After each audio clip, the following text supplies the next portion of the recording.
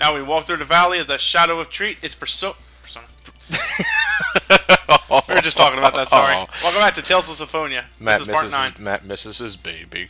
I miss you too. Anyway, now we're off to Palmacosta, the biggest city in the world. Along with another Church of Bartel, and a school. We're actually going to be doing quite a bit in Palmacosta, particularly with nicknames. In fact, I would say that our journey to Palmacosta is nothing but Palmacosta, so help us God. Yeah, I know. But here's an interesting thing, though, about the game here. You could take one of two paths at this point. You could take the path through the... Wait, no, it's after the Ossa Trail, I'm sorry. After the Ossa Trail, your paths could greatly diverge, but I'll explain that later. Meanwhile, I swing by the tree for a heal, I believe. Mind you, folks, I'm also saying I believe a lot here because... Oh, I'm getting a title for Rain. Genus here has shit reflexes for a 14-year-old. Pretty much just standard for a nerd. Look! Whoa! Whoa! Did you see that shit? I don't know how well this could have worked with voice acting, but I think you could get it here, but I'm pretty sure this is one of those titles that you can lose like as the further you get in the game. Anyway, Rain goes apeshit on her little brother because she's, you know, a worrywart. The one problem that this game has, and this is due to age, you know, it's not so much the game's fault. It's more like limitations of the console to an extent because it was GameCube. Yeah, you're right. There's no excuse actually. All the cutscenes are in real time except for the 1 or 2 anime cutscenes that we get. So they are limited by the animations they already have pre-programmed into the game, whether it's like talking, emoticons for certain emotions, which is not always bad. But it tends to make some cutscenes stiff than they usually are. It's kind of the problem of Sonic Adventure 1 versus Sonic Adventure 2 when it comes to cutscene animations. I decided to swing around the store and see if I can give me a few extra things before I jet, particularly the magic lens. Do later Tales games separate cutscenes from gameplay in terms of cinematics? Most of them go right. Most of them just get better with the, you know, most of them do better with it though. Like in other words, the animations. We see now it's clumsy, but later on we get better with it. Yeah, you know. So and like in the case of the difference between Genus tripping in this game is standing still for a few seconds and tripping on air, right, compared to a future game where he actually looks like he physically tripped on something. Right. And again, in the world of Symphonia, they're all klutzes. I try to remember where the hell the Ossa Trail is on here because, god damn, my memory was bad when I first started. Mind you, folks, first couple parts you're seeing here is pretty much me shaking off dust. Yeah, and this is still pretty early into the, you know, Matt at this point, as I stated last week, now has my hop hug. Right. So he's... This is baby's first LP. Hey, what an LP. Fuck's sake. Yeah. Most people just choose something small, like maybe a Sonic 1 or Sonic 2. You're going straight to the Tales of Symphonia. You know me, aim big. And fall hard. Exactly. I'm trying to debate here whether or not I just take Fireball off or just have Genus learn other techs. I decide where I think I'm going next. I'm probably going to want to use Lightning. Just on the quick and easy. A lot of menu fucking around I do. I think I over fuck around with my menus a bit much. One thing I hate about like the camera in this game sometimes. Normally it doesn't give me this much problem, but I think it's a PS2 issue here. But I had a lot more problem with the camera in this time around than I did before. Well, as we said in the earlier part, it is mapped to the right analog stick. It is, but there are times when it gets like jammed like that, and I can't rearrange it. Ah. Loving my photography courses here. I take a quick save here because these are one of those kind of relationship building scenes that I don't want to fuck up until I find out I think this one's Colette, so I fuck up intentionally. Just for the sake of showing it off? Yeah. Because like I said, remember, Colette's got the highest rate anyway. You weirdo. That's one way to kick her. That's a way to throw some sand on her. There we go. Ossa Trail. What was she laughing about? I don't know. I just called her a weirdo. Beats me, a fucking freak. I don't give a shit. Don't be laughing in the middle of nowhere, you crazy person. Chosen. Welcome to the Ossa Trail. I'm just looking to peek around to see if there's anything, and Ooh, lollipop. It does look like a sucker. And speaking of suckers, we have a ninja. Highly visible ninja. Yeah, exactly. Very bright colors. Not that I'm aware of. This is like has to be like the world's worst assassin if she's trying to kill us. Well, I'm jumping ahead of it. She tries to kill us, and we're not even taking her fucking seriously. Dumb luck. That calls for Wile E. Coyote cut in. If you want to do it, go ahead. No, that requires drawing and shit like that. Dude, all you gotta do is just juxtapose Wile E. Coyote with Sheena. Maybe, I don't. You don't need to worry about it. If she had not fallen in, you might have been killed. Now we're gonna dance the disco duck. Exactly. Yeah, the bitch fell down the hole. Well, I guess I do. I should have picked the top option so that because that would have hurt Colette a bit more. And this hole to be 10 meters deep, and calculating the gravity constant at 9.8 Meters per second. Yeah, squared. Sorry, that's right, square. Yeah. Man, you bugging. Just said she's alive, right? That's chemistry, you fucker. That's chemistry and physical science. I remember more of that from physics. As a refresher. Thank you, Grona. It's not a trap. It's a hidden maintenance passage for the mountain path. Huh. I honestly can't speak too much about mining. I don't know really that much about it, but I guess somebody in the comments can explain how that will work out for them. Because I really can't tell you. What, a maintenance passage? Yeah, like basically they take shit out through maintenance passages, or they have other ways of getting inside the mine to help them find out how to get shortcut themselves to areas to mines or something like that. A shortcut to mine would make more sense, but maintenance areas, because you're thinking of like someone carrying something and lugging it out. Yeah. When you would usually think they would put that in some sort of mine cart and wheel it out in a horizontal plane, right? Not climbing it over a ladder. Yeah, like an old dumbwaiter. Yeah. Human enemies. The thieves are nothing new. The archers tend to go after the mages, so I usually tend to pick them off first. But there's also the wizards in the back there. The wizards will cast tier 1 magic between lightning, fireball, and I think maybe stone blast. Do they reject the chosen as well? Yes, they do. Remember that some of them are not all of them are designed that are bad for us. Yeah. Some humans just reject salvation. Some of them are just rogues and thieves because they're fucksticks. If you keep pressure on the mage, they ain't gonna do anything.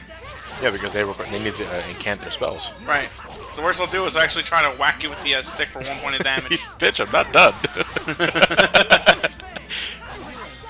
Ooh, barrier.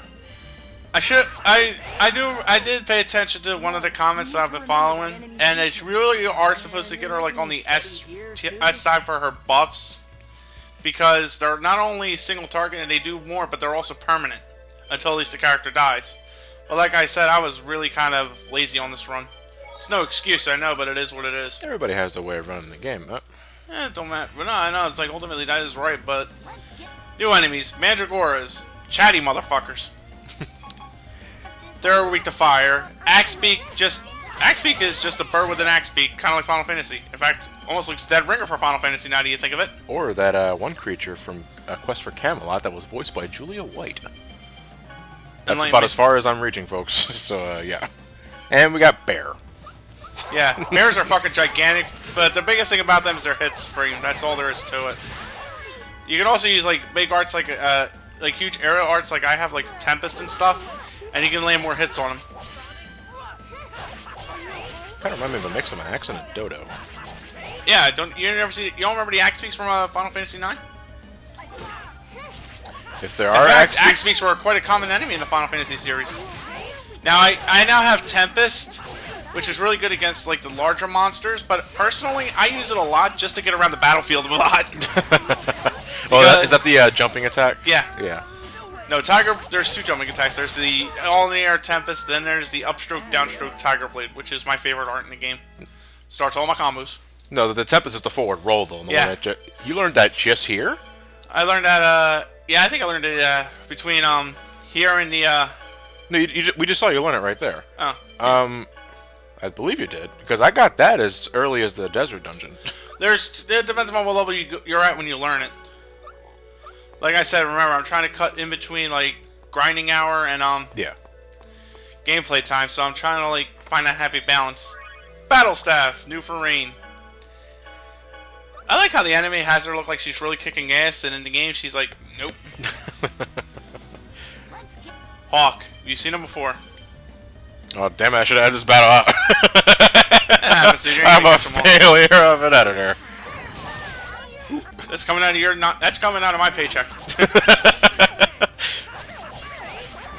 Meanwhile, when you had Barrier, if you take her on the T-path, she'll gain group buffs. If you take her on the S-path, it'll be a stronger defensive buff.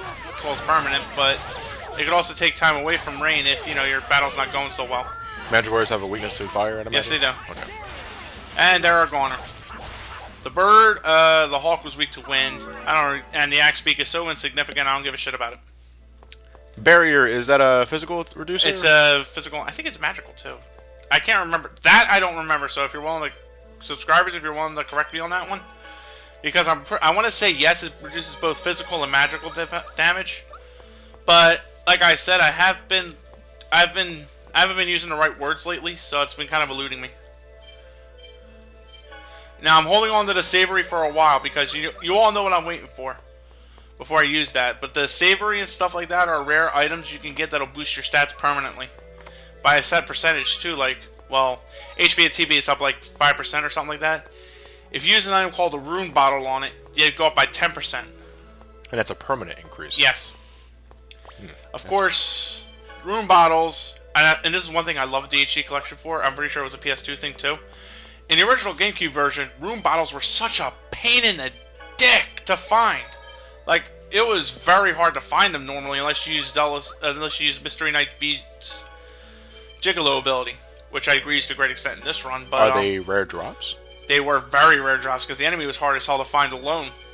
That sounds like the game's Pinktail. In a way, but in this game there are enemies now that drop it much more commonly, so it's not as hard to find as it once was. Holla fucking Luya. I tried to take a peek at my stats here, be sure I'm well healed up because, you know, we were in a friggin' dungeon. Come on, man, you don't think there's not gonna be a boss? No, we got the ninja chick that fell down that maintenance shaft. Well, yeah. According to Gina's and his overly nerdy, highly educated banter, we know she's gonna be fine. Yeah, I think I saw her on the box art too, so she may be helpful. Yeah, that could be it too. It could be misleading, you know. Get that fan service in the box art to get all the boys. Can't blame her. I mean, Jesus Christ, she's well endowed. I mean, that's exactly why. I think that's exactly why Mobile Life Force 2 has the box art that it does, for those who know what I'm talking about. Nobody here is taking this fucking seriously, and this is sad. A wise decision. I won't be caught off guard this time. Prepare to die. And then she gets stomped on by a bear. Yeah.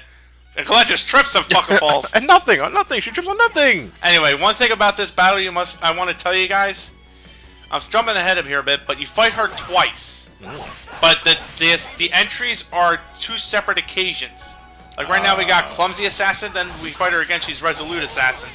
That reminds me of Metroid Prime 2, actually. You scan the enemy once, and then it does something different, and suddenly you can scan it again. It's a completely different entry. She's not too bad to take out. I usually go after the ninja myself first. But as you can no doubt tell, that kind of goes right up in my fucking face. So what's this thing right here? Overlimit. Basically, it's kind of like an oversoul, if you will. No, not the overlimit. I'm talking about the bird creature with the wheel. Oh, that's the guardian. It's not. It's like she's a mystery or whatever the hell she is. She's also a summoner by trade. We're gonna find that out later. That there is like a guardian seal given to her by the village. She needs to protect herself in the event that she ends up in some real deep shit. Any weaknesses? Not really, no, but she's not hard to take out. Oh, thank Christ, am I grateful she can't really bring out the big guns yet. Fire Seal's about the worst she'll do, and it's an automatic knockdown with some good damage. But it's not hard to, like... If she has you in a combo, it's not hard to immediately go into a blocking stance with it. So it's like... How do I put this? She's not really a threat, because Fire Seal has such a long cooldown time. As you can tell, Kratos just comes up there and just fucking shanks her.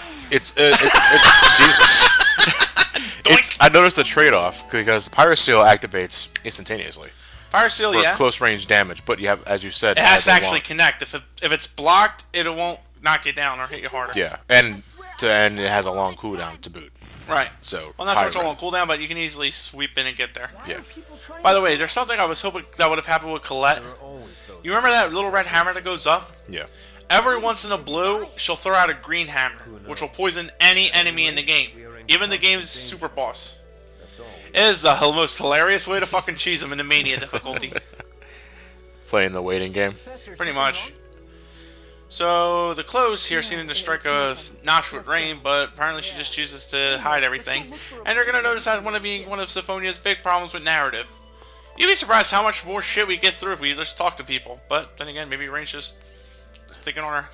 Rain's probably just imagining. Do they have justification for that at least, or is it just a typical, I'm not going to tell you what I know until we get to a further point in the game? A mixture of A and B. In other words, Rain thinks may be important, but ultimately she could just be misremembering. Like, you know how some, like, kind of deja vu, I guess? Yeah. Like, you think you may have seen it before, but it doesn't really play out that way? Oh, so she's not exactly sure herself, so for the sake of not starting a wildfire, she's going to keep her mouth shut.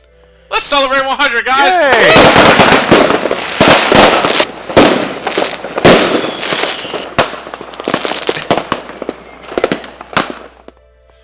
This has been our 100th episode. Hang